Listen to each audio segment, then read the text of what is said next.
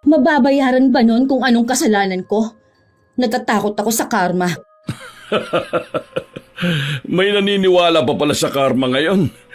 Tingin mo kung totoo ang karma bakit may mga masasama pa rin tao sa mundo? Ibig lang sabihin nun, ang karma na yan, paniniwala lang yan ng bawat tao. Kumbaga, iniisip lang nila yung pampalubag loob na hindi kasi sila makaganti kaya iisipin na lang nila na karma ang gaganti para sa kanila. Pero kung may isang araw na bibigyan sila ng pagkakataon magkaroon ng kasalanan, makikita mo na bawat tao may demonyo sa sarili nila. Pabor pa nga ang kapalaran sa mga taong masasama ang ugali, hindi ba? Konsensya lang yan nasa utak mo, kaya iniisip mo ang karma. Kapag nawalan ka ng konsensya, makikita mong walang karma. Mas masayang mabuhay ng maraming pera kaysa mabuhay na puro konsensya. Hindi ka bubuhayin ng paniniwala mo. Isa pa, kahit na anong pagtatanggol mo sa sarili mo, magnanakaw ka na rin. Pera ang Diyos. Kaya hanggat may pera kang mananakaw sa mga tao, ikaw ang sasambahin ng nakararami. Kaya wag mo kong paandaran ng kaartihan mo. Ito ang mga istorya ni Lola Telang.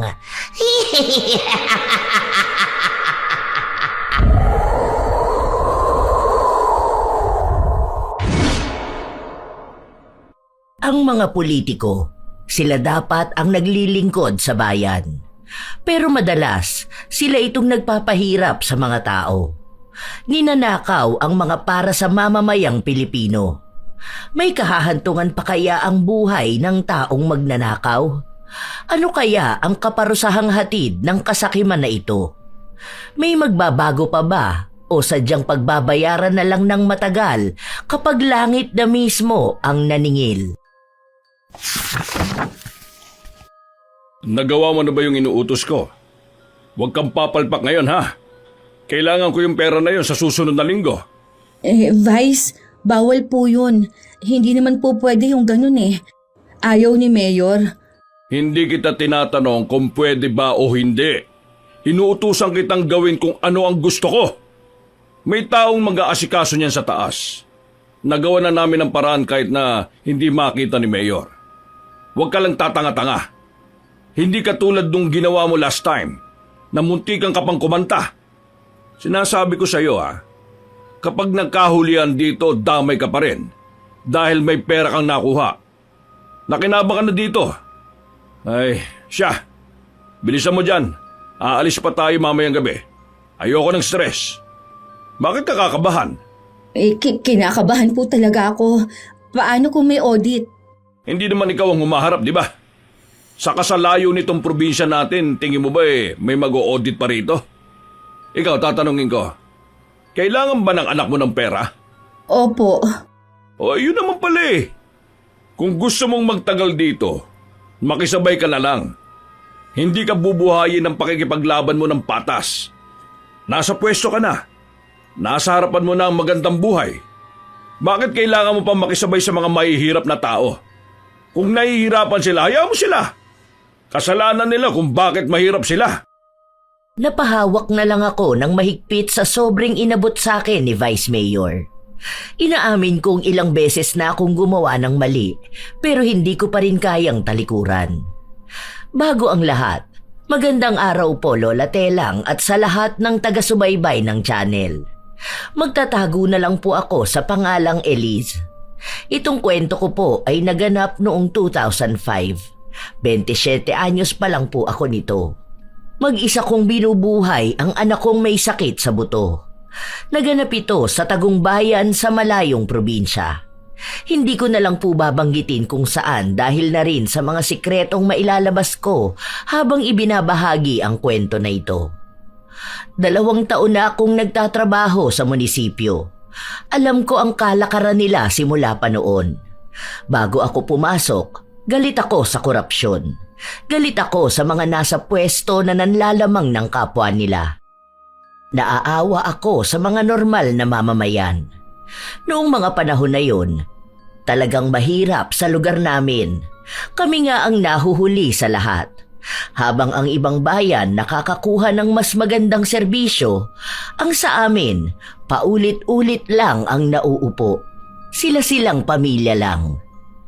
Maayos ang mayor namin pero hindi ang mga tao niyang gamay na ang pagtatago ng korupsyon. Ang madalas na naguutos sa akin ay si Vice Mayor. Hindi ko siya dapat sinusunod pero nung nangailangan ng pera ang anak ko, tinulungan niya ako. Akala ko nung una pagkukusa yon. Hindi pala.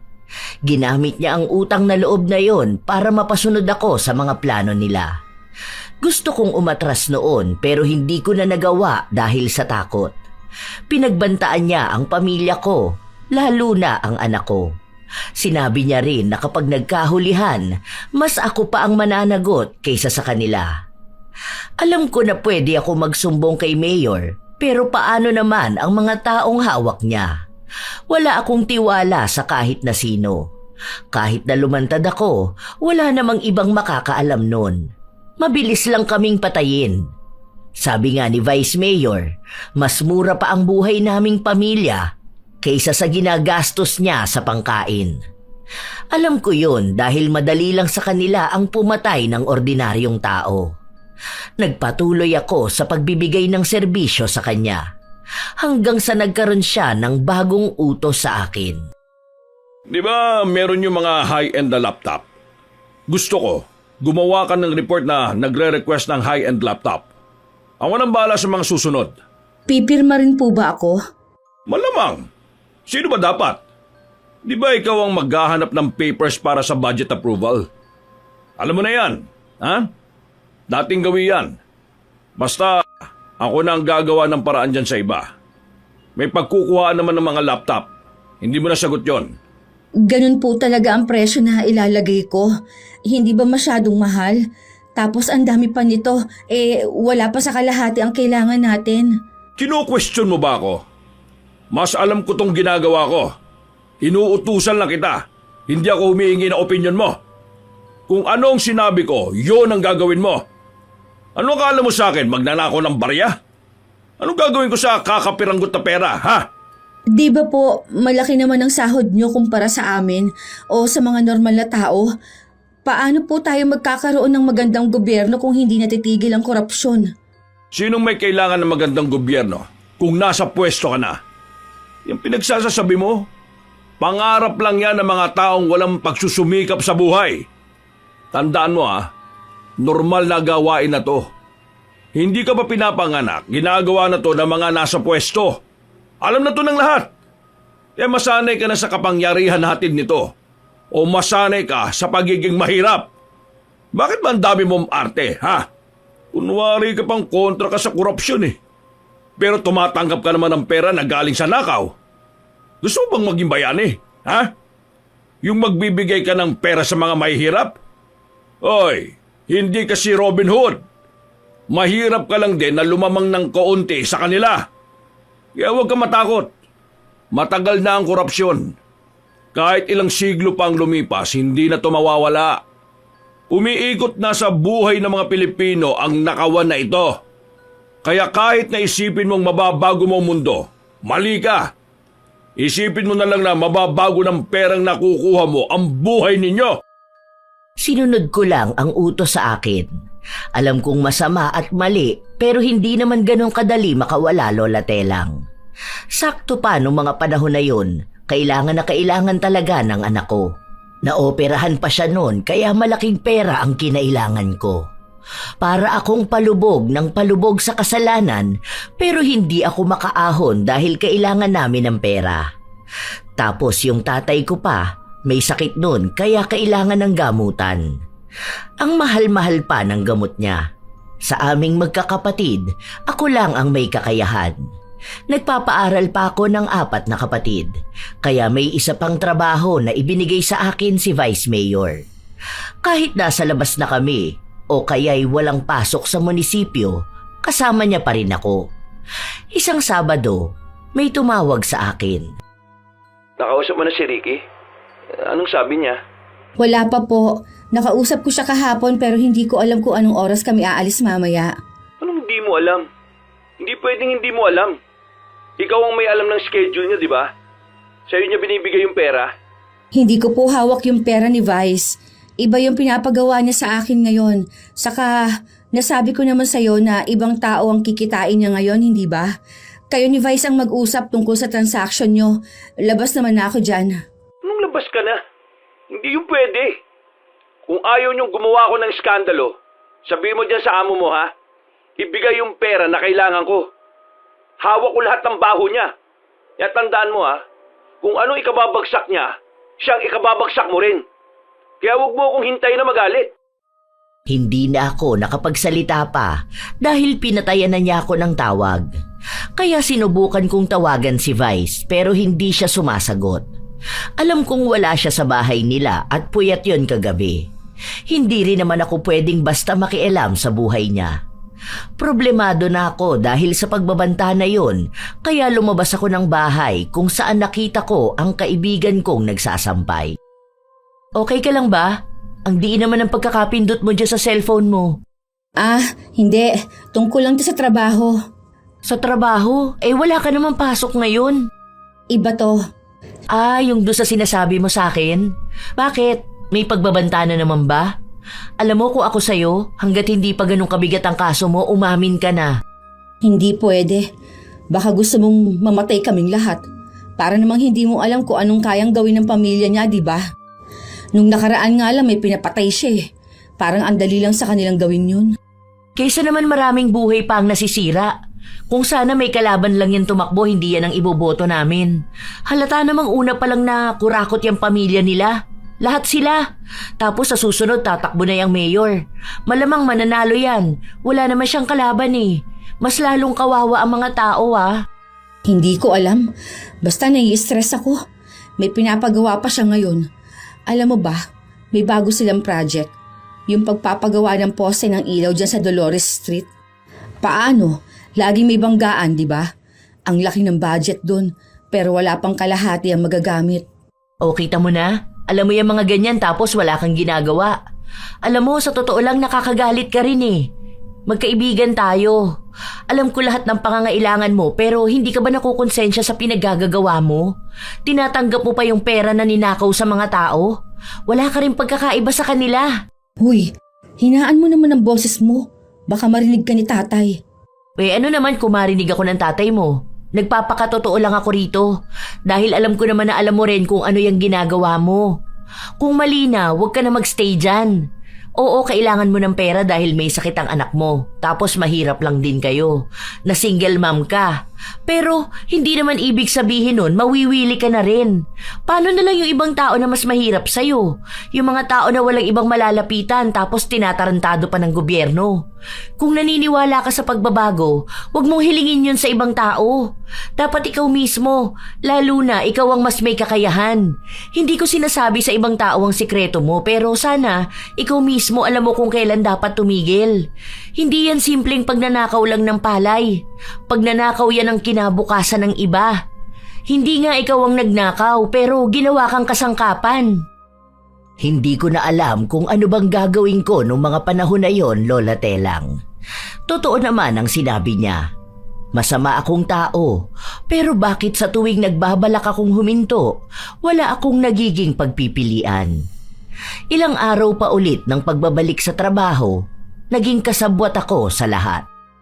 Basta tandaan mo yung mga pangalan doon sa listahan na binigay ko sa'yo. Alam naman na yan ni Vince kapag binigay mo yung list. Maghintay ka lang kasi iaabot niya sa'yo yung cheque. Hindi po ba yan delikado kapag tinanong ako? Andyan pa naman po si Mayor. Alam niyo naman yun, kapag nalaman niya yan, yari tayo. Mas delikado yan kapag tatanga-tanga ka. Kaya ayusin mo kung anong trabaho mo, ha? Paano kung lumabas yung list ng ghost employee? Tapos yung sa seminar na pina-approve ko, pero hindi naman mga totoong tao yung nasa list. Nanguha lang tayo ng budget. Tapos ano yung kinatatakot mo dyan? Nakalampas naman kay Mayor na, hindi ba? Wala namang tanungan at interview na nakaabot sa akin eh. Ayos na yan. Huwag ka na lang mag-isip ng kung ano-ano. Huwag ka lang talagang maging tanga. Paano kaya yaman yan? Kita mo si Glenda. Nakabili na ng kotse niya. Tapos may resort na pinapatayo. Di ba? Balita ko nga, napagawa na niya yung bahay niya eh. Kaya huwag kang makonsensya. Ang konsensya na yan para lang yan sa mga mahihirap. Kapag nakonsensya ka, ibig lang sabihin nun, wala kang mataas na pangarap sa buhay. Natatakot kasi ako. Tsaka ang hirap makatulog sa gabi.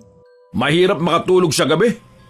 Pero yung pinapakain mo at pinanggagamot mo sa pamilya mo galing naman sa nakaw.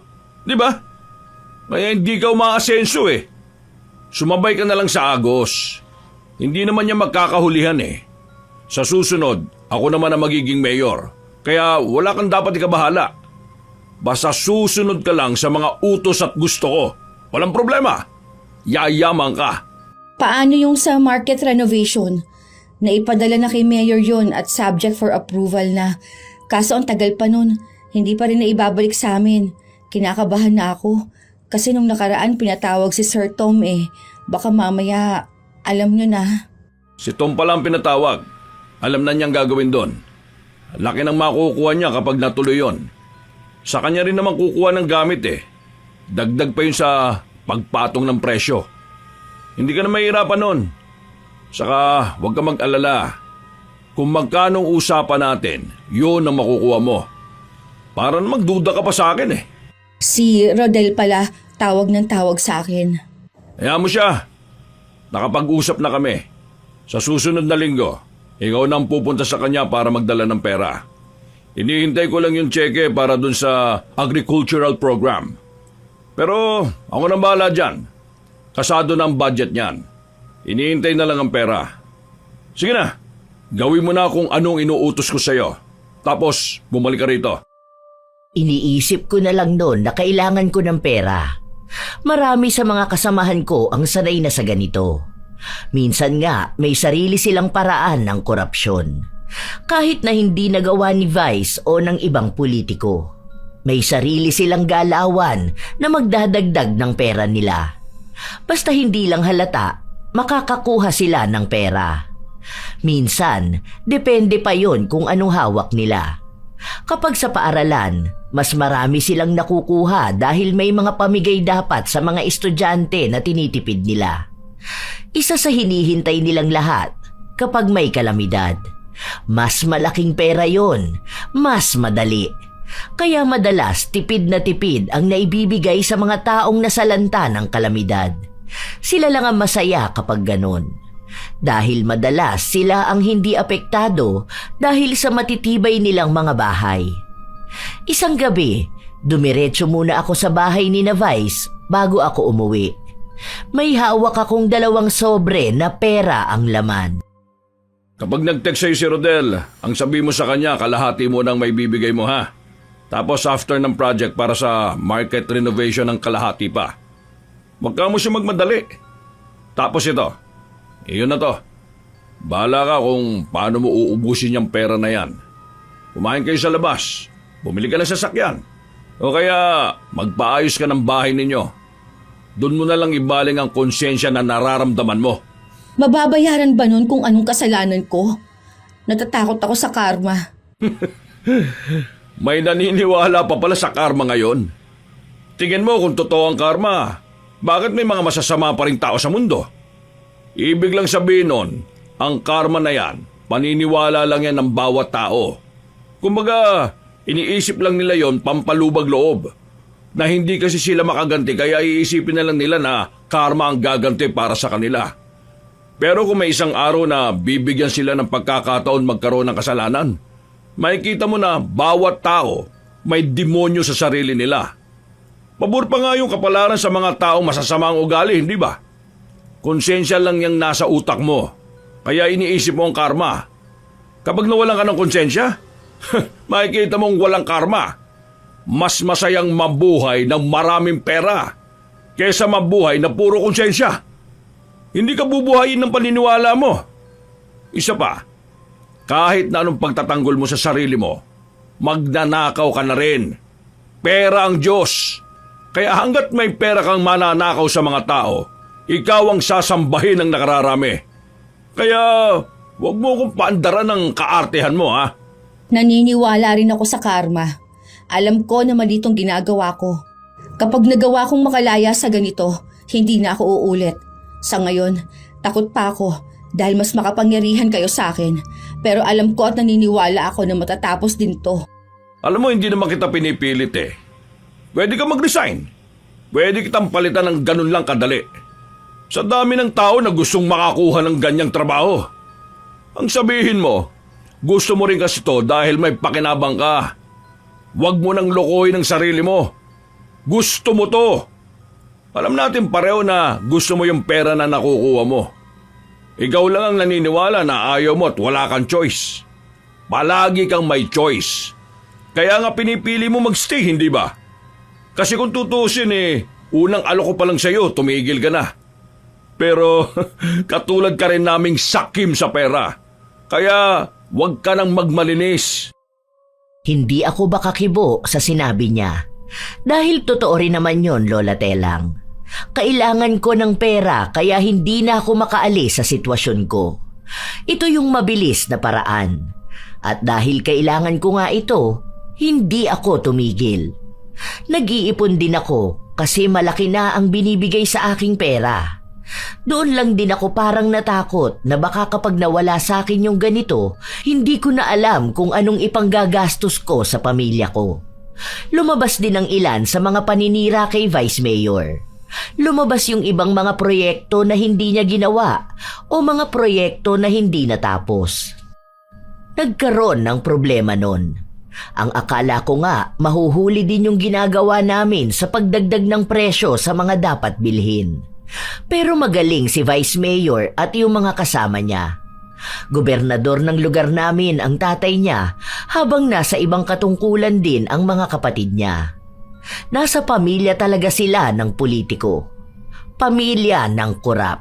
Malaki ang impluwensya nila kaya hindi siya natatakot. Lumipas ang ilan pang linggo at buwan, balik na naman kami sa dati naming gawain. Natama nga siya, nasanay na rin ako. Inaamin ko naman ang pagkakamali ko na yon, Lola Telang. Nakikita ko yung mga mahihirap na lalong naghihirap. Kaya ayaw kong matulad sa kanila.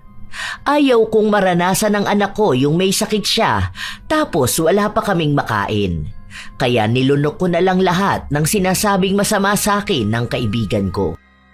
Yung list ng equipment, naipasa mo na ba? Hindi pa po.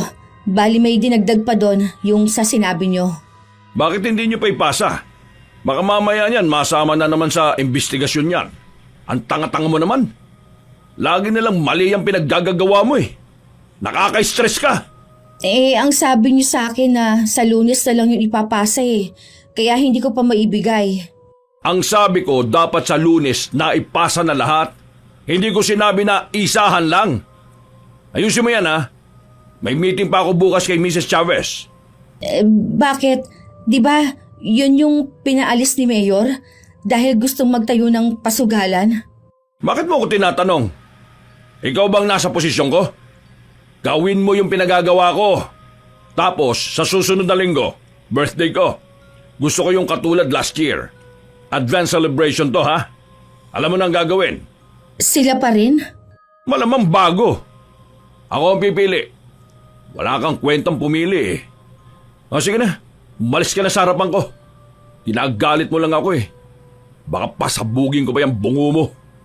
Hindi na ako nakipagtalo sa kanya. Ginawa ko na lang kung ano ang utos niya. Basta nung panahon na yon, ang alam ko lang, basta may pera akong nakukuha sa kanya.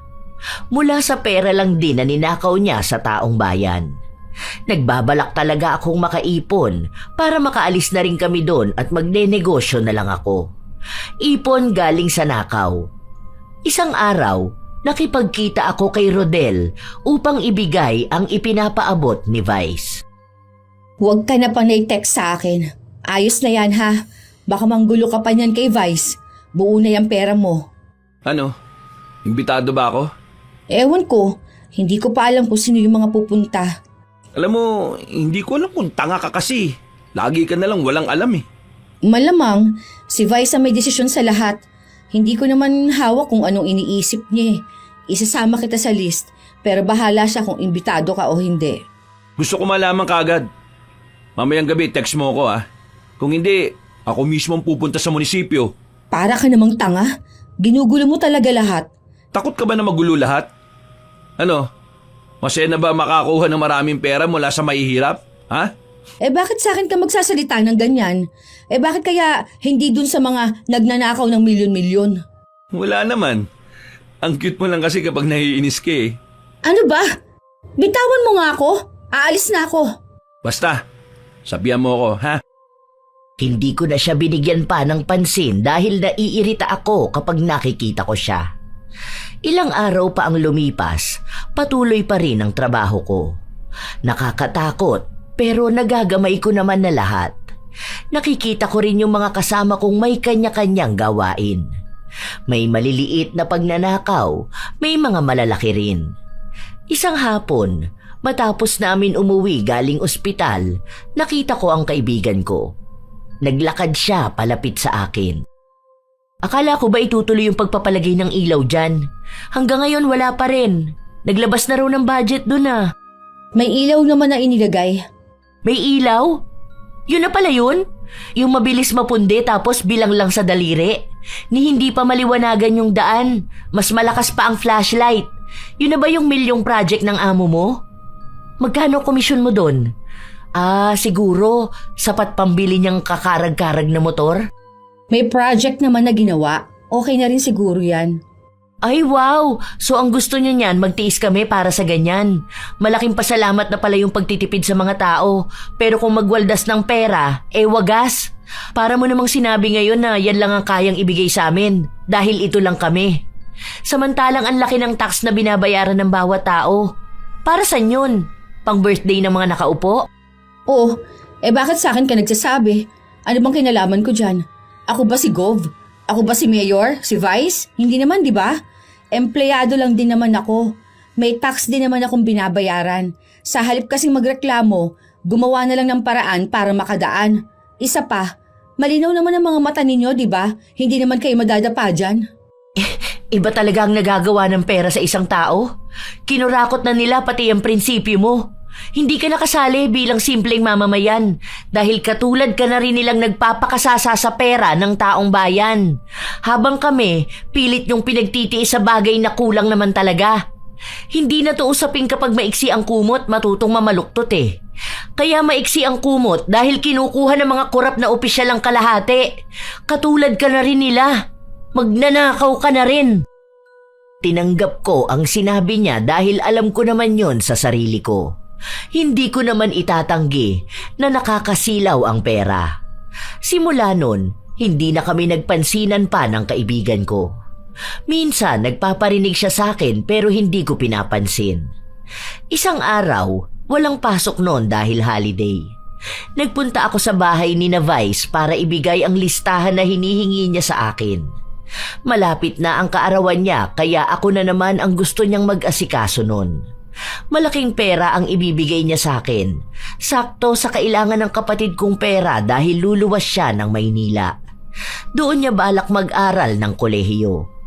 Para sa akin, kaya ko naman yon dahil nga malaki na ang nakukuha kong pera kumpara noong una.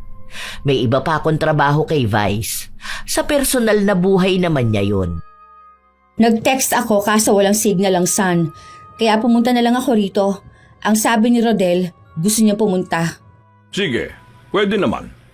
Eto na ba yon? Maayos to, sigurado ka? Ayoko ma-stress sa birthday ko, ha? Maayos yan. Pero baka late na ako makapunta doon kasi ihahatid ko pa sa terminal yung kapatid ko eh. Hindi pwede. Pumunta ka ng tamang oras. Ihatid mo ng mas maaga ang kapatid mo, saka ka bumalik. O sige na, umalis ka na. Pinapasakit mo na naman ang ulo ko eh. Dami-dami mong reklamo dyan. Hindi na ako kumibo dahil wala rin naman akong magagawa kung yon ang desisyon niya. Mabilis lang ding lumipas ang araw hanggang sa dumating na ang araw ng kaarawan ni Vice. Nagpunta ako ron kasama ang mga bisitang gusto niya. 4 na lalaki kasama si Rodel. Ano? Namiss mo ba ako, baby? Hay, nakaka-stress talaga sa buhay. Sabi ko sa iyo, magpunta ka ng Sabado, hindi ba? Nagsabi akong pupunta ako, di ba? Kaso naman, nandun yung asawa mo. Pinapalayas ko na nga yun eh. Ang sabi ko, pumunta na muna ng ibang bansa. Doon na lang ka ako magpalahi. At ako, ayoko talaga ng babae. Uy, ang sasarap naman ng tatlong to. Eto ang gusto ko. Paano ba yan? Kaya mo kahit na 4 kami? Aba, ako ba talagang hinahamon mo, ha? Tingin mo ba aatrasan ko tong ganito? Sige na, Elise. Doon ka na muna sa labas. Huwag kang gagawa ng ingay, ha? Nako, sinasabi ko talaga sa'yo, hindi ka makakatanggap ng pera sa akin. Baby, kumukulot yung noo mo. Basta yung pangako mo sa akin, ha? Magkano pera ba yung hinihingi ko sa'yo? Gusto kong bumili ng bagong sasakyan, eh. Akong bahala dyan. Kahit na anong gusto mo.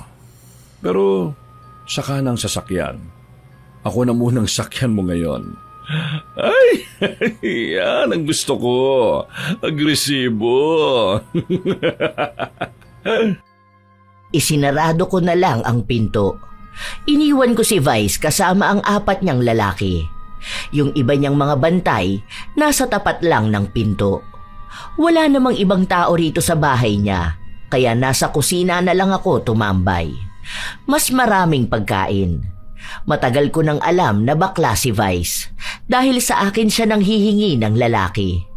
Kaya malaki ang binibigay niyang pera sa akin dahil alam ko ang sikreto niyang yon. Wala rin naman akong balak na gamitin sa kanya. Hanggat may pakinabang din ako sa pera niya, pananahimik ako. Ngayon pa ba na parang sanay na ako sa lahat ng galawan niya. Minsan lang napapaisip ako kapag kinakausap ako ng mga magulang ko, pero sinasabi ko naman sa kanila na lahat ng ginagawa kong ito ay para sa pamilya namin. Malakas magnakaw si Vice dahil masyadong maluho ang lalaki niya. Marami naman siyang lalaki, paiba-iba, pero iisa lang talaga yung lalaki niya na pabalik-balik sa kanya at mahal na mahal niya. Si Rodel. Napakagastos nun. Minsan, umaabot pa ng 1,000,000 ang hinihingi niyang pera kay Vice. Nagbibigay naman din ito dahil ayaw niyang iwan siya. May asawa si Vice, pero wala siyang anak dahil halata na ginamit lang niya yung babae pantakip sa tunay niyang pagkatao. Matapos nilang maglaro, umalis na yung 3 lalaki at ako ang nag-abot ng pera sa kanila. Pag-akyat ko sa taas, naroon pa rin ang 2. Hindi na ako pinapasok ng kwarto dahil pinauwi na ako kasama ang pera na bayad sa akin. Ilang buwan pa ang lumipas. May bago na namang pinapagawa sa akin si Vice. Merong program para sa mga senior citizen. Bale, wala si Mayor nun dahil nasa Congress siya. Alam mo nang gagawin mo, ha? Iwasan ang pagiging tanga. Bawal ang sakto. Laging sobra-sobra kapag nasa listahan na. Kaya mo na yan. After nyan, bago ka umuwi, daan ka kay Rodel, ha? Yabat mo tong sobre na to. Paano yung sa relief goods? Hindi ako may hawak nun, si Annalisa. Okay na yon, tapos na yon. Nakalagpas na yung kay Mayor. Basta ang gagawin mo lang kung ano yung iniuutos ko, ha? Huwag ka na mangialam kapag hindi mo trabaho. Sinunod ko siya dahil yun naman ang trabaho ko. Kada utos niya naman sa akin, may nakukuha akong pera. Ilang buwan pa ang lumipas, ang daming nangyayari. Ang daming problema ng lugar namin, pero madalas noon ay mas marami pa rin ang nakawan. Iba-ibang pamamaraan. Hindi ko na maisa-isa kung ano ang mga yon. Pero lahat ng bagay na dumadaan sa munisipyo, lahat yon may suhol. May kapalit na pera. Nakikita ko rin kung paano sila nagtatago, kung paano nagbabayad at binubulsa ang pera ng ganun-ganun lang. Paanong ang pinaghihirapan ng mga tao para bang barya lang sa mga magnanakaw. Alam ko na wala naman akong karapatan magsalita ng ganito dahil nga isa rin ako sa mga nakikinabang sa nakaw. Sumapit ang Disyembre. Kapag mga ganung panahon, nagkakaroon ng bigayan ng pagkain. Nagbigay ng bigas pero bawas na nung may mga nakatanggap na. Katulad ng inaasahan, marami ang nagrereklamo pero wala namang nangyayari. Kahit na umiyak sa galit ang mga tao, wala naman silang magagawa dahil iba ang nakaupo. Ang iba doon, sinabotahe lang si Mayor. Ayaw kasi nila ng galaw niya, tapos may huli pa siyang termino kung saan makakalaban niya noon si Vice. Hindi ko alam kung sino ang mananalo sa kanila. Dati kasing mayor namin yung kapatid ni Vice.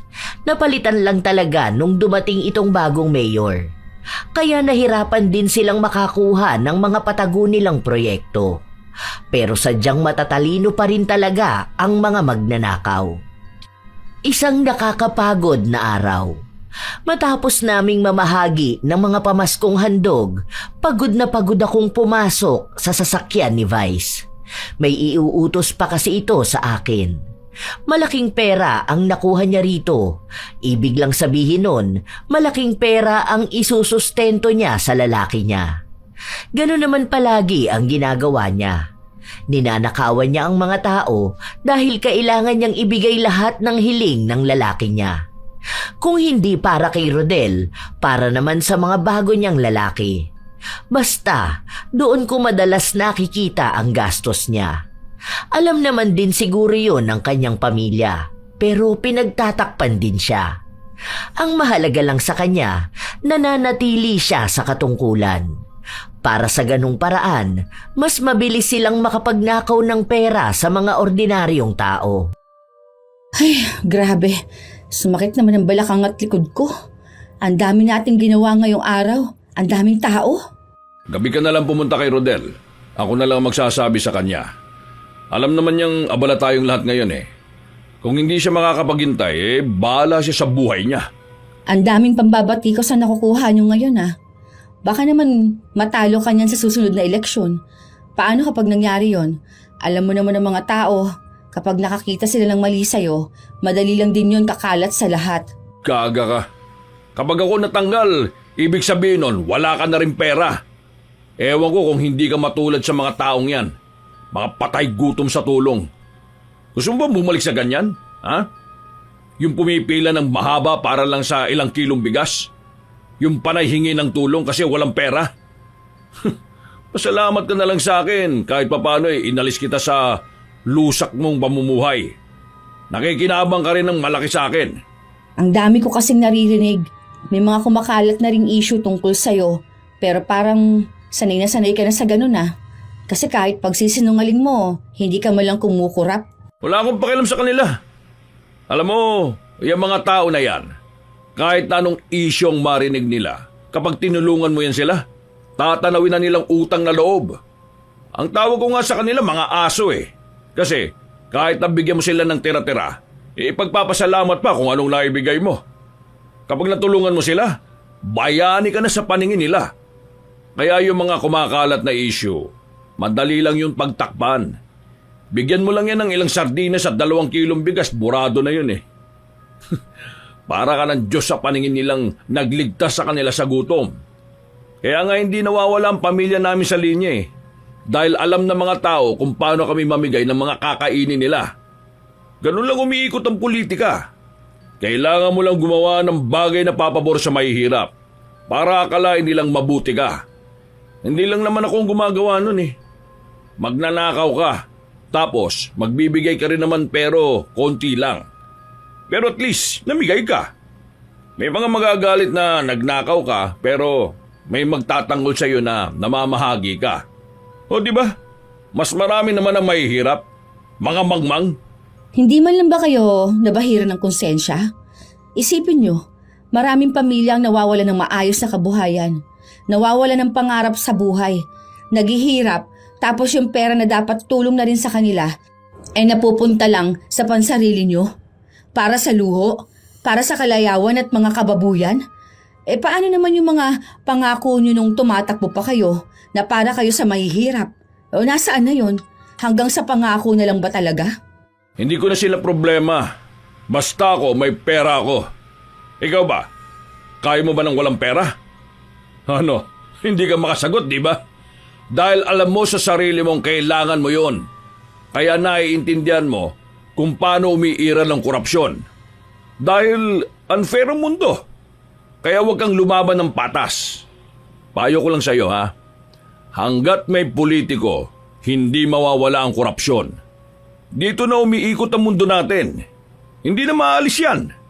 Hindi na magiging maayos ang Pilipinas dahil lahat ng gustong umupo, gustong magnakaw. Hindi na ako nakakibo sa mga salitang sinabi niya. Nang kinagabihan noon, nagkita nga kami ni Rodel.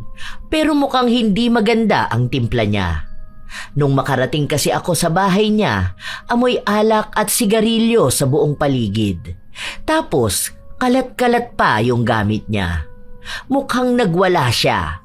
Pero hindi ko na problema kung ano yung ginawa niya dahil nagpunta lang naman ako doon para ibigay ang pera niya. Pero nung ibigay ko ang pera, bigla naman siyang sumigaw at nagalit sa akin. Bakit ka ba nagagalit ha? Andiyan na yung pera oh. Dinala ko na nga yan eh. Bukas pa nga dapat yan, pero pinapamadali na sa akin. Kapag nagtatalo kayo ha, palaging ako yung naiipit sa gitna. Hindi ko naman sana kayo kaano-ano eh. Kung hindi lang din dahil sa binabayad sa akin, hindi ko to gagawin no. Andiyan na yung kailangan mo. Yung pera, kulang pa to sa hinihingi ko eh. Tapos ang sabi niya sa akin, ito na yung huling beses na magbibigay siya sa akin. Siguro, nagbibigay ka na ng bagong lalaki sa kanya, no? May nakita na ba siyang masigit sa akin, ha? Aba malay ko dyan. Nang hingi lang siya sa akin. Pinaasikaso niya. Yun lang naman ang trabaho ko. Hindi ko na problema yung mga problema sa relasyon ninyo. Kayong dalawa lang ang makakaayos niyan. Gawin mo to ng paraan. Sinasabi ko sa iyo, sabay-sabay kayong babagsak kapag ako nagsalita. Hindi mo gugustuhin kapag ako mismong humarap sa publiko. Lahat ng baho nyo lalabas. At damay ka talaga dun. Ewan ko talaga kung anong mangyari sa buhay mo niyan. Hindi ko nga alam yan. Sige, sasabihin ko sa kanya na mag-usap kayong dalawa. Basta wag nyo lang akong idadamay sa mga ganitong problema ha. Kasi ako inuutusan lang naman ako. Ako na lang magsasabi sa'yo kung kailan kayo magkikita. O kaya siya, kasi nag-uusap din naman kayo. May bahay naman kayong dalawa. Noong una, madalas silang nagtatalong dalawa. Pero nauuwi pa rin naman sa pagkakabati. Hindi ko rin maintindihan si Vice. Masyado siyang adik sa mga lalaki, pero tanging si Rodel ang mabilis na nagpapasunod sa kanya. Basta ang alam ko lang, kahit wala ako, nagagawa nilang magkitang dalawa. May bahay kasing binili si Vice, at minsan naroon sila. Nung panahon na yon, wala naman agad nakakakuha ng litrato tapos ilalagay sa social media. Kaya kahit na bakla siya, hindi makukuhanan ng litrato. Kung may ibang tao na magbibintang sa kanya, wala naman silang magiging ebidensya. Lalo na at pinapakita niya sa publiko na maayos silang dalawang mag-asawa. May isang beses pang isinama nila ako, pareha silang naglalandian sa sasakyan. Hindi ko alam kung may ibang milagro pa silang ginagawa dahil malikot ang mga kamay nila. Hindi ko rin naman sila tinitingnan. Mamaya na lang tayo sa bahay, baby. Kakagating ko talaga yung tenga mo eh. Kapag nakikita talaga kita, pinanggigigilan na kita eh. Ang sarap mo naman kasi. Ikaw lagi mo na lang akong pinanggigigilan Nakakainis ka na talaga. Sino ba naman kasing hindi manggigigil sa'yo? Ako nga dapat tong magtatampo eh. Paano? Yung iba mong lalaki ang madalas mong kasama. Nagsiselos na kaya ako. Tapos, magkano lang yung binigay mong pera sa akin nung nakaraan? Ano naman gagawin ko dun? Huwag ka na magtampo. Binibigay ko naman sa'yo lahat, hindi ba? Sige, kapag naaprubahan yung isa kong ghost project, magpupunta tayo sa ibang bansa. Masarap dun kapag malamig, di ba? Tapos, magpapainit tayong dalawa. Talaga ba? Sige nga, kiss mo nga ako. Mamaya na lang kapag nasa bahay na tayo. Nakakaya eh. May ibang tao kaya dyan. Gusto ko, kapag tayong dalawa na lang, gusto kong bigyan ka ng mas marami pang kiss. Nakakadiring pakinggan, lalo na kapag nakikita ko pa kung paano maging bakla si Vice Mayor. Malayo talaga sa iisipin ng iba na bakla siya dahil hindi halata. Gwapo siya sa edad niyang yun, kaya kahit na may asawa siya, minsan ay may mga babae pa rin na nagkakagusto sa kanya. Pero wala pa akong nakita na pinatulan niya. Kapag lalaki, yan ang mas madaling lumandi sa kanya. Bago kami makauwi, nagbigay siya ng malaking pera kay Rodel. Binigyan niya rin ako ng pera na isiniksik ko sa loob ng bag ko. Habang naglalakad ako pa uwi, nakasalubong ko si Lydia. Tiba-tiba na naman sa pera yan. Lalo na ngayon, magpapasko. Ang galing no? Habang kami ang naibigay lang sa amin 2 kilong bigas at 2 noodles. Malamang yan, ikaw, nakasobre pa ang pera mo. Hindi ka nahihiya? Please lang ayoko ng gulo. Pasalamat na lang kayo na nakatanggap kayo ng pamigay. Kasi hindi lahat ng tao nakakakuha niyan. Pasalamat? Pasalamat saan? Sa ganong bigay? Aba, iisa na ang sagutan mo ngayon. Kaparehas na kaparehas dun sa mga iniidolo mo. Naging panatiko ka na rin ng mga kawatan na politiko. Ni hindi mo man lang naisip kung saan ka nagmula. Kung nasaan ka pa rin hanggang ngayon. Ayoko makipagtalo sa'yo. Pagod ako ngayong araw. Ayaw mo talaga. Dahil sino ka ba naman para makipagtalo pa, di ba? Kung ipaglalaban mo ang sarili mo, iisa lang ang ibig sabihin nun. Kasama na nila yung kaluluwa mo sa impyerno. Kaya kahit na anong sabihin mo, mananatili kang masamang tao. Hindi mo mababago ang tingin na yun sa'yo kung hindi mo babaguhin ang ginagawa mo ngayon. Hindi mo alam kung anong pinagdaraanan ko at ng pamilya ko. Kaya wala kang karapatan na magsalita ng ganyan sa akin. Hindi kasi ikaw yung nasa posisyon ko, kaya tingin mo sa akin, kalaban. Aba, mas lalong hindi mo alam kung anong pinagdaraanan ng ibang tao. Ng pamilya nila na paulit-ulit tinatarantado ng gobyerno. Sumama ka pa talaga sa panlalamang sa kapwa. Hindi naman problema ang pag-angat mo sa buhay Pero alam mo kung anong problema? Ang pamamaraan mo. Hindi lang iisang tao ang naghihirap sa mundo. Hindi lang pamilya mo ang nilulubog mo sa pagkonsinti sa mga magnanakaw. Yang pera na inabot sa'yo, malaki yan, di ba? Pero alam mo, barya lang yan sa ninakaw nila. Ibig sabihin lang, ganun lang din kaliit ang tingin nila sa'yo. Sinira mo ang sarili mo, ang prinsipyo mo. Mahiya kang tawagin ang sarili mong makabayan kung kasabwat ka ng mga magnanakaw. Mapapagaling ng pera na yan ang anak mo pero kaninong anak ang mamamatay dahil walang sapat na tulong mula sa gobyerno? Dahil yung tulong dapat na yon, naibulsa na. Yun ang isipin mo. O bakit? Uunlad ba ang Pilipinas kapag naging tapat ako? Yayaman ba ang mahihirap? Noon pa man, kahit maging tapat ako, napakarami ng taong mahihirap. Kaya hindi ko na kasalanan kung bakit sila mahirap. Sige nga, sabihin mo sa akin kung magbabago ang buhay ng mga tao dahil sa akin. Hindi, pero hindi ka mahihiyang tawaging makatao ang sarili mo dahil alam mo kung paano ka lumaban ng patas. Hindi ka palaging uusigin ng konsensya mo dahil isa ka sa taga-usig ng magnanakaw. Taong walang prinsipyo at walang dignidad. Walang bagay na mas nakakahiya pang matawag sa pangalan ng magnanakaw. Hindi ko siya pinakinggan dahil alam kong wala naman dapat kahit na anong salita ang makakaapekto sa akin. Napagamot ko naman ang anak ko pero kahit na malaki ang perang nakukuha ko, hindi ako nakakapag-ipon. Para bang kung ano ang binigay sa akin, binabawi rin yon. Lumala kasi ang sakit ng tatay ko tapos yung kapatid ko nagkaroon pa ng problema sa Maynila. Kaya mabilis ding nauubos ang hawak ko. Tuwing ginugusto ko ng higit, nagkakaroon ng mas malala na problema. Hanggang sa isang araw, pinatawag ako ni Vice. Buwisit talaga yon. Hindi ko alam kung nasan siya ngayon. Pero pinagbabanta niya ako na kapag hindi ko binigay yung pera na kailangan niya, ipapadala niya sa munisipyo yung skandal naming dalawa. Meron naman ba? Pinadala na niya sa akin. Ibig sabihin marami talaga siyang hawak, kahit mga litrato. Ay, kilala ko siya. Kapag talagang gusto niyang gawin, gagawin niya. Makakasira siya sa mga plano ko at ng pamilya ko.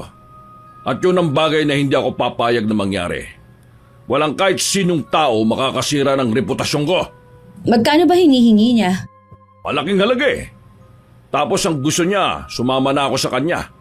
Hiwalayan ko na yung asawa ko para siya ang piliin ko. May parating na kampanya. Hindi pwedeng masira ang pangalan ko kapag lumabas yun. Hindi pwedeng masira ang pangalan ng pamilya namin. Sure ka ba na gusto mo siya mawala sa landas mo? May nakapatong na sa ulo niya. Kapag may nakapatay sa kanya, mas magiging masaya ako doon. Magkanong ibibigay mo kapag namatay siya? 2 milyon. Eh kung ako makapatay sa kanya, ibig sabihin, sa akin na pupunta ang 2 milyon na yan. Paano mo naman yun magagawa kung hindi nga malaman kung nasaan siya? Kung yung mga binayaran ko nga hindi siya makita eh. Dahil alam niya na sa pagbabanta niya na to, ipapapatay ko talaga siya.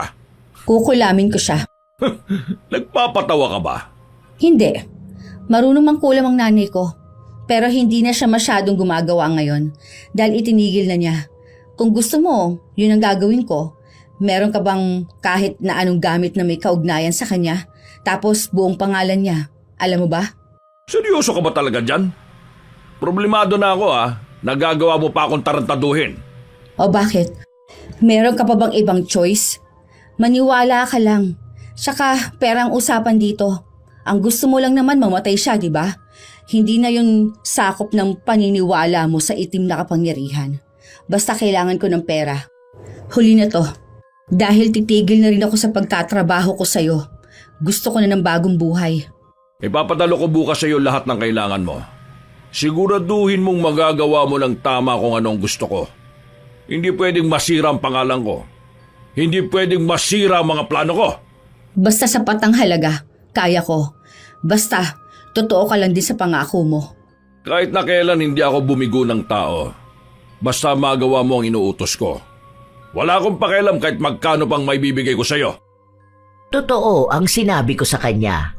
Bata ako noong nalaman kong marunong mangkulam ang nanay ko, pero hindi na niya ginagawa ulit dahil iniisip niya na baka ang sumpa ay napupunta sa pamilya namin. Kaya nagkasakit ang tatay ko, tapos pinanganak naman ang apo niya na may kakaibang sakit. Pero ngayon na may malaking perang nakasalalay, gusto kong gawin niya ulit. Ayoko na maging kasangkapan ng magnanakaw kaya gagawin ko na lang kung ano ang sa tingin ko ay tama. Magsisimula ako ng bagong buhay. Noong una, hindi ko makumbinsi ang nanay ko dahil ayaw niyang balikan kung ano ang iniwan na niya. Nay, 2 milyon yun. Malaking pera yun. Hindi na tayo magtitiis maging mahirap. Hindi ko na kailangan magtiis sa paulit-ulit na utos sa akin para sa mababang bigay o sahod. Pwede naman tayong lumayo eh. Lumuwas tayo ng Maynila para sa bagong buhay. Mapapagamot natin dun si tatay pati ang anak ko. Magtatayo tayo ng negosyo para mapalago natin ang pera. Ngayon lang, Nay. Huling beses mo na itong gagawin. Pangako ko sa'yo, kapag nakuha ko na ang pera, lalagay niya tayo sa tahimik. Ilang araw pa bago ko napilit ang nanay ko. Dahil pinipilit na rin ako ni Vice na gawin yon. Araw-araw siyang nakakatanggap ng pagbabanta. Minsan pa, may nagpapadala ng DVD na panakot sa kanya. Ikakalat daw ang malalaswa nilang video na tiyak ay mapapanood ng publiko. Kaya tinaasa niya ang ibibigay niya sa akin. Ginawa niyang 3 milyon basta masigurado ko lang na mamamatay sa kulam si Rodel. Wala na akong pagpipilian. Gusto kong makuha ang pera kahit pa maging masamang tao na ako. Kaya talagang kinumbinsi ko ang nanay ko para din sa kanila ang ginagawa kong ito. Nay, sige na po.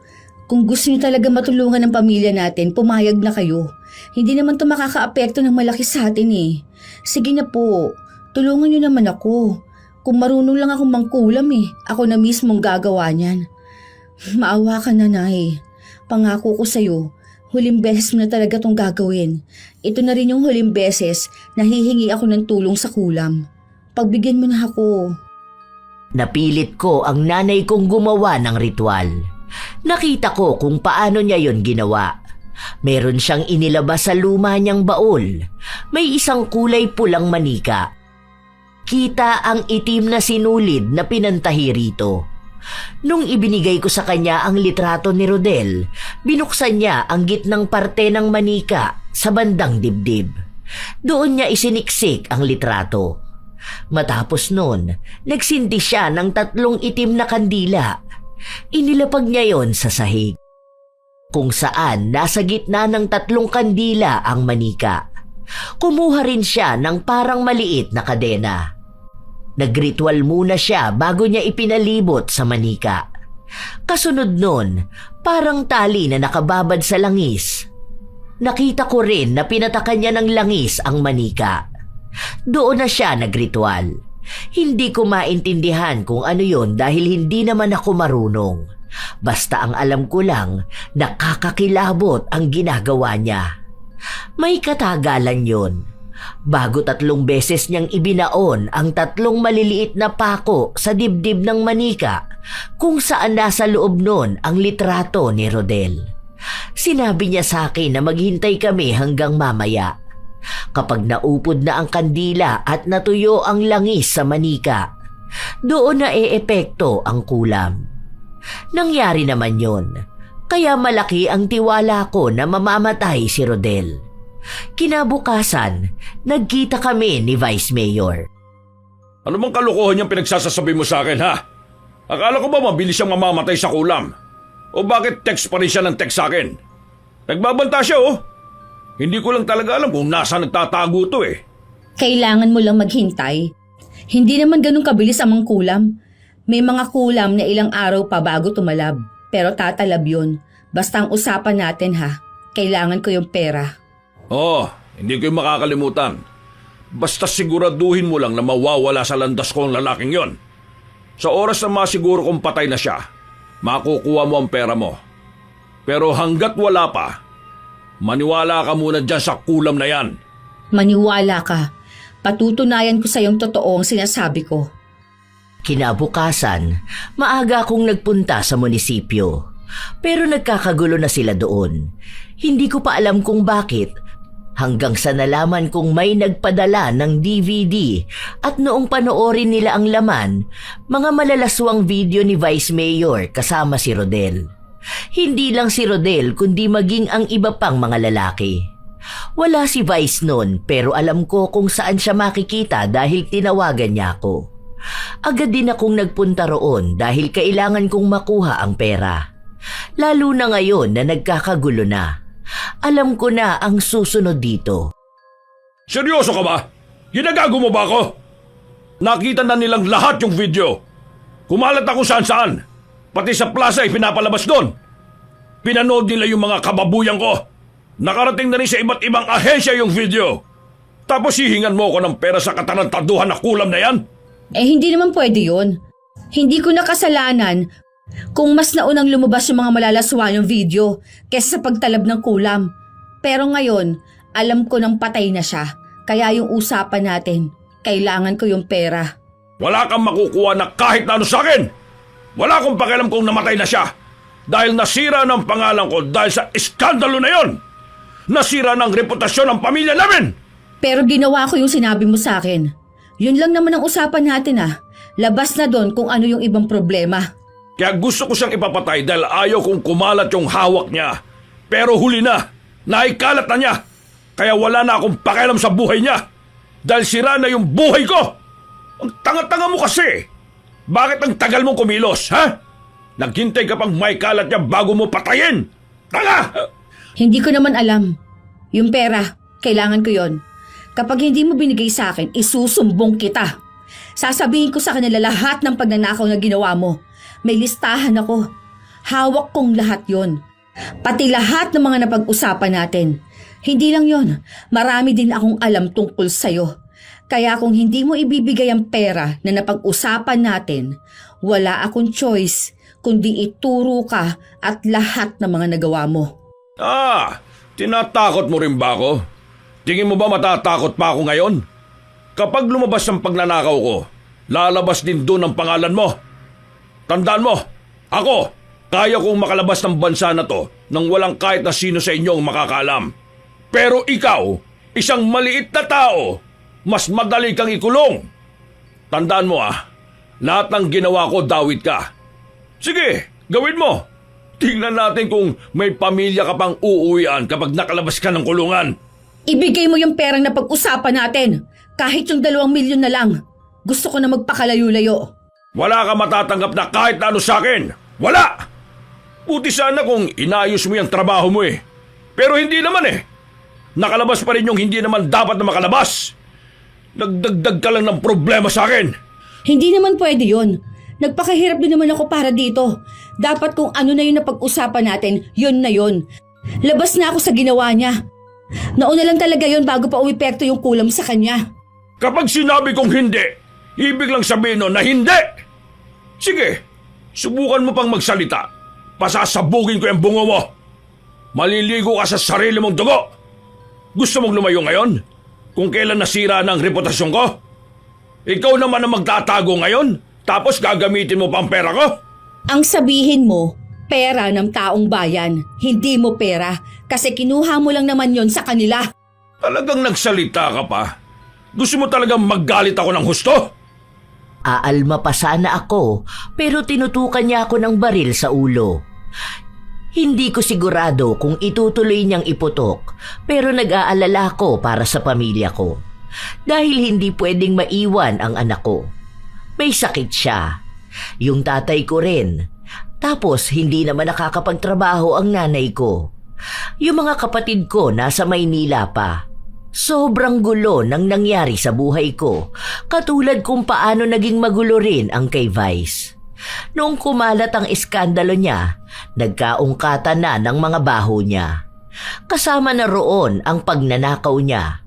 Mga proyekto niyang iniwan at kinuhanan ng pera. Dahil siya ang sentro ng issue, kahit na hindi niya proyekto, sa kanya na ibinato para siya ang sumalo kapag nagkahulihan na. Pati ako nawala ng trabaho. Hindi ko na kayang pumasok dahil alam kong isa na ako sa iniimbestigahan. Hanggang sa nangyari na nga ang kinatatakot ko. Pinatawag din ako dahil lumabas ang pangalan ko. May mga investigasyon din na tumutugma na isa ako sa naging sangkot.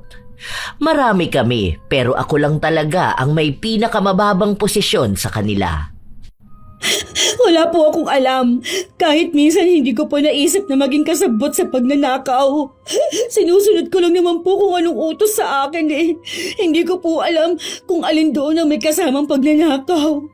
Kasi kahit minsan, hindi rin ako tumanggap ng pera sa kanila eh. Malinis po ang konsensya ko. May anak akong may sakit, pati ang tatay ko. Mahirap lang kami. Kaya hindi ko gagawing manlamang ng kapwa ko Pilipino. Wala po akong kinalaman sa mga pambibintang sa akin. Nadawit lang po ang pangalan ko. Pero kahit na kailan, hindi ko naisip na pumirma para lang sa pera. Kaya wala po akong kasalanan. Malinis po ako.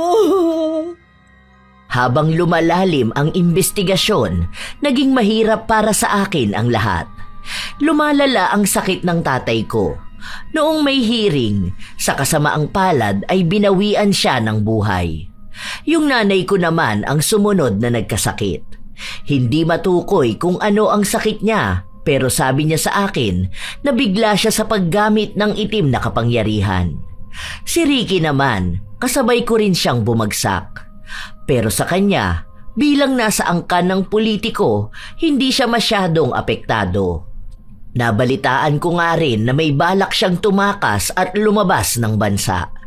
Kahit naging kahihiyan siya sa mga video na kumalat na pumapatol siya sa mga lalaki, may pamilya pa rin siyang nagtatakip ng kasalanan niya. Naging magulo ang lahat. Lumalala rin ang sakit ng anak ko dahil kahit dalhin ko siya sa ospital, walang maayos na pasilidad at gamutan. Habang naghihintay ako sa labas ng ospital, nakita ko si Lydia. O ano, kumusta ka na? Ano na pala nangyari sa kalagayan ni Peter? Okay na ba siya ngayon? Buti na lang kahit paano naisugod mo sa ospital. Walang gamot. Naghahanap pa sila kung saan mas madaling makakuha. Tapos walang kwarto. Kulang din yung mga gamit nila. Pati yung mga nurse. Nakaka-stress tong hospital na to. Kung may pera lang ako, sa private ko talaga siya dadalhin eh. Wala akong choice dahil libre lang dito. Ganito ba talaga to?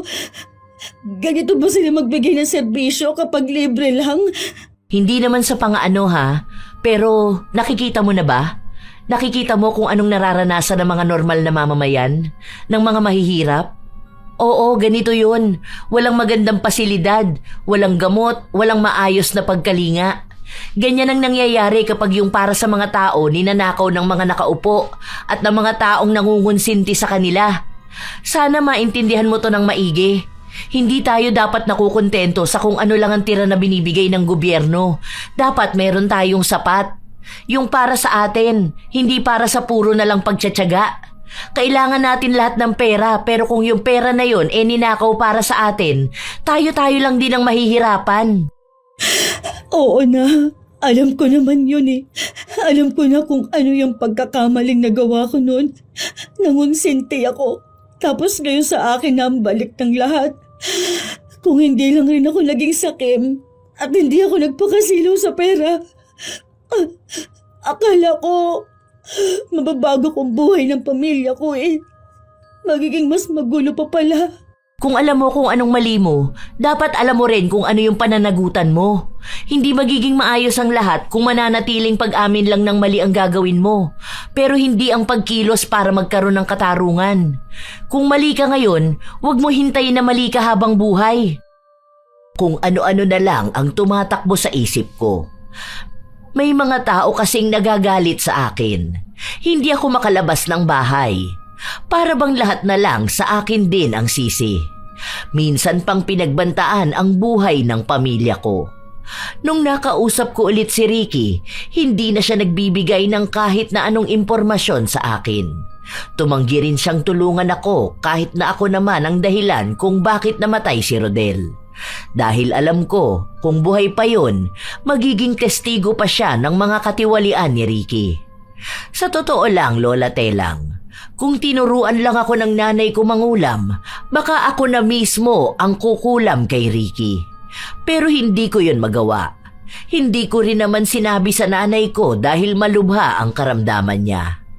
Kapag pinilit niya ang sarili niya, baka kung ano pa ang mangyari sa kanya. Hanggang sa kusa na akong umamin sa mga nagawa ko. Hindi ko alam kung hanggang kailan na lang din ang buhay ko. Sabi nga ni Vice Mayor, ang presyo ko at ng pamilya ko, presyo lang ng merienda niya sa isang araw. Ganun lang kamura ang buhay ko.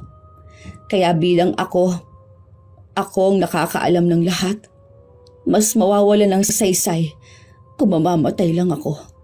Kaya aamin na ako. Nagsimula ito nung inutusan ako ni Vice Mayor sa iba't ibang seminar na gagawin. Mas malaking pera ang nakukuha niya sa senior citizen program. Halos wala pa sa kalahati ang nakakarating sa mga matatanda. Yung pera niya, ako pang nag-aabot sa mga naging lalaki niya. Dahil bakla si Vice Mayor, ako rin na naghahanap ng lalaki para sa kanya. Si Rodel, yung lalaking kasama niya sa video, matagal na niyang nobyo. Meron akong hawak na ebidensya sa pag-uusap naming dalawa. Mga tawag ko sa numero ng mga lalaki ni Vice Mayor. Kaya ko rin ituro kung sino yung mga nakasama kong tumulong kay Vice Mayor. Para kung mamatay man ako, mababawi ko pa rin ang katiting na dangal na meron ako. Natatakot ako para sa buhay ko at sa pamilya ko, pero wala na akong magagawa. Kahit naman hindi ako magsalita, madali lang akong mapapatahimik. Lalong nagkagulo nung umamin ako. Sakto pa noon na naharang ang sinasakyan ni Vice Mayor dahil balak niyang tumakas. Naglabasan ang maraming ebidensya laban sa pagnanakaw niya. Galit na galit siya sa akin dahil sa pinatunayan kong bakla siya. Lumabas din naman yung mga naging lalaki niya. Kaya hindi lang siya ang nasira nung panahon na yon, maging ang pamilya niya. Nakulong kami, pero nakiusap ako noon sa ibang ahensya ng gobyerno para sa pamilya ko, lalo na sa anak ko. Hindi naman nila pinabayaan ang hiling ko. Hindi ko na nga alam kung ano pang ibang nangyari, pero ang nabalitaan ko na lang, kasama rin si Vice Mayor na nakulong. Isang araw, may bumisita sa akin. Akala ko nga kapatid ko, pero alam ko malayo sila at sinabi ko na wag silang dadalaw sa akin. Dahil baka kung ano pa ang mangyari sa kanila. Oh, ikaw pala yan. Bakit napadalaw ka bigla? Kumusta ka na? Ano nang nangyari dun sa atin? Okay naman, medyo nagiging maayos na. Sana nga tuloy-tuloy na yon. Napadalaw ako kasi may sasabihin ako sa'yo. Huwag kang maingay ha. Alam ko rin naman na wala kang pagsasabihan. Kasi, ito na nga. Ha? Tungkol saan ba? Ewan ko kung totoo ha. Pero kasi yung kakilala ko, sabi niya kinukulam daw nila ngayon si Vice Mayor. Ay, dating Vice. Nasa kulungan pa rin siya, di ba? Alam mo naman, special treatment siya. Kahit naman sabihin natin na nakulong na yon, alam mo naman ang ganap kapag mayaman, di ba? Parang pampalubag loob lang yung kulong-kulong sa mga kurakot, pero masaya naman ang buhay nila sa loob ng kulungan. Ayun na nga. Kilala mo si Ate Inday? Yung doon sa may tindahan ng pandesal? Yung anak niya nagtatrabaho doon sa kulungan. Kita niya kung paano i-baby yung animal na kurakot na yun. Tapos ayun, parang pinakulam ata. Kasi nananakit ngayon yung tagiliran. Tapos hindi naman ata magamot-gamot. Sa kanya lang ako kumukuha ng chika. Galit na galit nga raw sila. Kasi kahit nasa kulungan na, feeling pa rin si bakla. Dapat doon mas malala pa na parusa no? Mas maganda na yon, kulam. Para mas matagal niya ring paghirapan kung ano bang pinaggagawa niyang mali. Saka sana nga wala nang maging kurakot. Sana rin, lahat ng magnanakaw na politiko, pwede nating kulaming isa-isa. Kapag ako nakalabas, mag-aaral akong maging mangkukulam. Lahat sila niyan, kukulamin ko talaga. 3 taon din akong nakulong, Lola Telang. Mabigat din kasi yung naging kaso ko kahit na naging witness ako. Alam ko rin naman yun at tinanggap ko yun. Bilang parusa ko na lang din sa sarili ko dahil naging gahaman din ako sa pera. Noong makalaya ako, sobrang pasalamat ko dahil makakasama ko na ulit ang anak ko at ang pamilya ko. Ilang beses din akong humingi ng tawad sa nanay ko dahil ako talaga ang dahilan kung bakit siya nagkasakit. 2 taon pa ulit ang lumipas, unti-unti kong binabawi ang sarili ko. Hirap na akong makahanap ng trabaho dahil nga sa kaso ko. Kaya hindi na ulit ako nakabalik sa gobyerno. Nagtinda na lang ako sa palengke dahil sa tulong na rin sa akin ng mga kakilala ko. Yung pamilya ni Ricky, ang balita ko ay nagtatago sa ibang bansa. Malaki rin kasi yung ninakaw nilang pera. Governor pa naman siya at yung iba hindi ko alam kung nasaan na. Dahil simula noong umugong ang iskandalo ni Ricky, nawala na sa linya ang pangalan nila. Wala na ni isa sa kanila ang tumakbo. O baka meron pero hindi na talaga nanalo. Hindi na kami nagkita ni Ricky dahil lumayo na rin naman kami. Nung mga panahon na yon, hindi naman uso ang social media kaya wala nang ibang naging balita. Noong nasa Maynila na kami, walang gaanong naging balita tungkol sa kanya. Ngayong taong kasalukuyan, may social media na kaya may komunikasyon na ako sa mga kakilala ko. Nagpadala si Lydia sa akin ng balita tungkol kay Ricky. Makalipas ang 2 dekada, nakalabas na rin siya. Pero nakita ko sa litrato niyang sobrang payat na siya. Nabaliw ng araw ito dahil naging palaboy-laboy na lang sa lugar namin.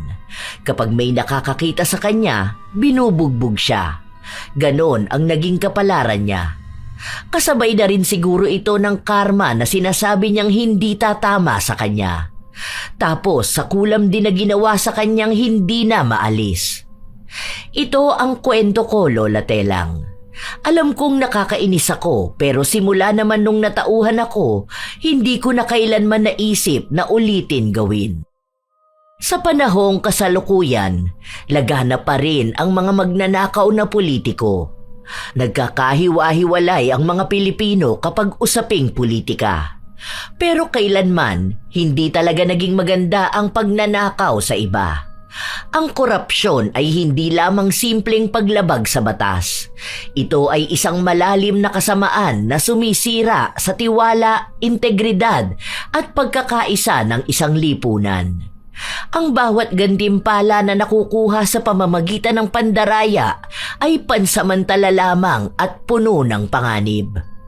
Ang pera o kapangyarihang nakamtan sa maling paraan ay hindi magdudulot ng tunay na kapayapaan o kasiyahan sa puso ng tao. Ang pagiging tapat ay hindi isang opsyon, kundi isang obligasyon sa sarili at sa kapwa. Ang bawat kilos ng panlilinlang ay nag-iiwan ng bakas ng kasamaan na unti-unting sumisira sa pagkatao. Kapag ang isang tao ay nahulog sa bitag ng korupsyon, nagiging madali para sa kanya na gawing karaniwan ang kasamaan. Ngunit sa huli, ang kamalayan ng mali ay palaging sumusunod at ang konsensya ay hindi kailanman mapipigil. Ang mga Pilipino ay dapat magsikap na maging mapanuri at responsable sa bawat aksyon ng kanilang mga pinuno. Hindi sapat ang simpleng pagtutol sa maling gawain. Kailangan din ng aktibong pakikilahok at pagbabantay upang mapanatili ang integridad ng pamahalaan.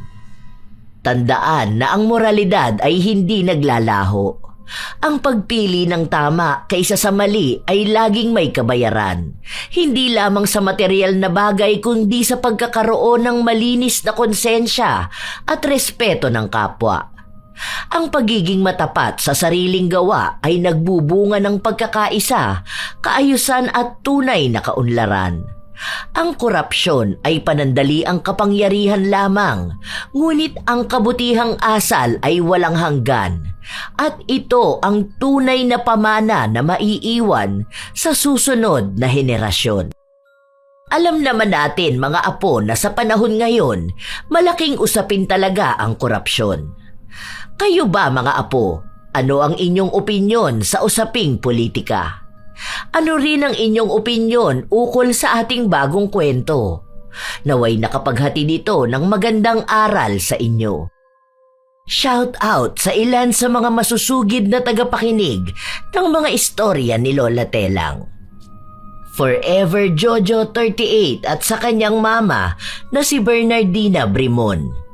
Gracia Balitaan, Roda Bieri, Adventures of Quezonian, Jenny Velasco, Samantha Pagio, Lovely Valeza, Raymond Yao, Cheryl Vertudazo, Jenna Nolasco, J.Ann Abis, Charmaine Solidad, Shirley Terada, Maria May Montefalco at Justin Curl Pantanoza, Florence Joyce Ferras, Charmaine Ebon. Shout out din sa inyo, Gerald Tiksay, Zay Giangan at sa Giangan family ng Bukidnon, Liza Takada at kina Sakura Yamashita at Himari Yamashita, Elaine Cardiente, Winnie Charmy Rose 1, Tara Dabi, Annaliza Puaso, Rose Ardo Gitom, Daiben, Via Nolasco, Nika Jean Perez, Cristel Ann Bateo at John Paulo Purisima, Donna G, Iya Domingo.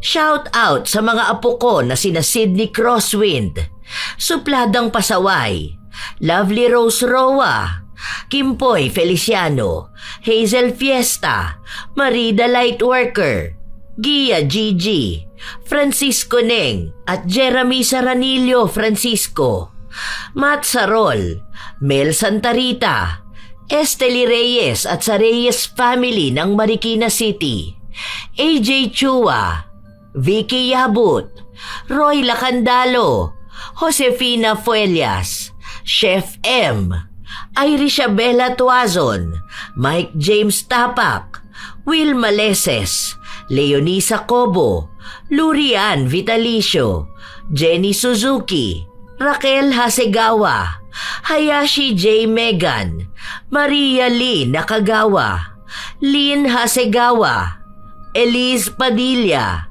Lydia Lopez, Gemstone Claro, Lance MBB, Rosalina Bugayong, Ami Yong, Ami Bag, Angelina Ignacio, sa buong Team Manok ng Amsik Angeles City, Pampanga, Ray Galedo at sa Galedo family ng Kabuyaw, Laguna, Roslyn Mangilin, Cherry May Libiran, Robert Crimen, Razon Yao, Milrose Demate, Jaime Constantino, Jennifer Makasinag, Alma Naong, Rachel Whitney, Pureza Tagiwalo, Gami Neil Francisco at sa kanyang asawang si Dada Neil Francisco, Arvid Shane Hoiberg Channel, Romina Buado at Angelo Dizon. Ito ang inyong Lola Telang at maraming salamat sa inyong palaging pagsubaybay, pag-aabang at pakikinig mga apo.